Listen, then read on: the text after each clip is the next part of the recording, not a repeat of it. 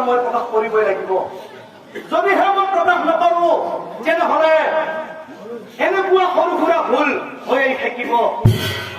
কি কথা জানে আপোনালোকে? যেতিয়া ছোৱালী বিয়া দিবলৈ হব, যেতিয়া ছোৱালী বিয়া দিবলৈ হব, যেতিয়া আমাৰ পিতৃসকলে নোৱাৰে, মাতৃসকলে কিন্তু পাৰে। কি পাৰে? হে বাচ্চা, তোমাৰ কোনোবা ভাল পোৱা আছে নেকি? এই কথাষাৰ এবাৰ মাকসকলে নিজৰ ছোৱালীক সুধিব লাগে। কিন্তু কোনেও নুসুধে। কিয় নুসুধে? নিজৰ স্বাৰ্থৰ লোভত।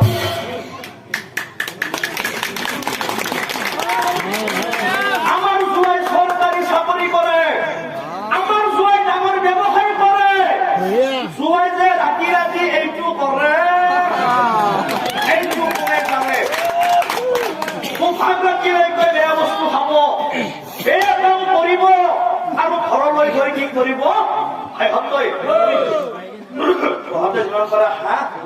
পইচা মই দি দিছো, আৰু অলপ আছে খাম দে। মই নাখাওঁ, ঘৰত যাই নাখাওঁ, মই নাখাওঁ, পইচা দিছো, মই যাই নাপাওঁ। হা, ঠিকে আছো ন? মই ঠিকে আছো, মই আহিলো।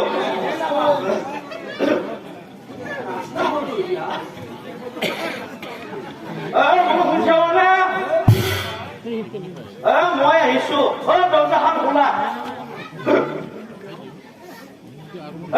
শুনছ না? অ বাপৰে বাপ, মোৰে খাবা, মোৰ ওপৰতে ইমান ফুটেনি। এইবিলাক কাণ্ড ছোৱালীজনীয়ে মনতে ভাবিব, এই কথাষাৰ মই দেউতাক পাওঁ। নাই, যদি মই দেউতাক কৈ দিওঁ তেনেহলে দেউতাই মনত আঘাত পাব। এই কথাষাৰ মই মাক কওঁ। নাই, যদি মই মাক কৈ দিওঁ পুত্ৰ ছোৱালীৰ প্ৰতি কিমান মৰম, সেই কথাষাৰ আমি পুৰুষসকলে নাজানো, সেই কথাষাৰ আমাৰ মাকসকলে জানে।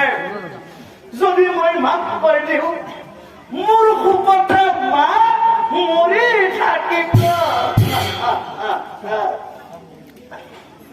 নিজে দুখত থাকি শাহু শহুৰক শুশ্ৰূষা কৰি, নিজৰ স্বামী দেৱতাক শুশ্ৰূষা কৰি নিজে কিন্তু শুকাই খিনাই যায়।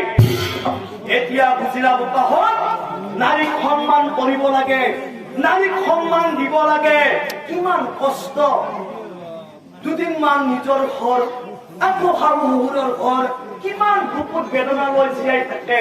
সেইকাৰণে ছোৱালীক, নাৰীক সন্মান কৰিব লাগে। পিতৃ মাতৃৰ কাৰণে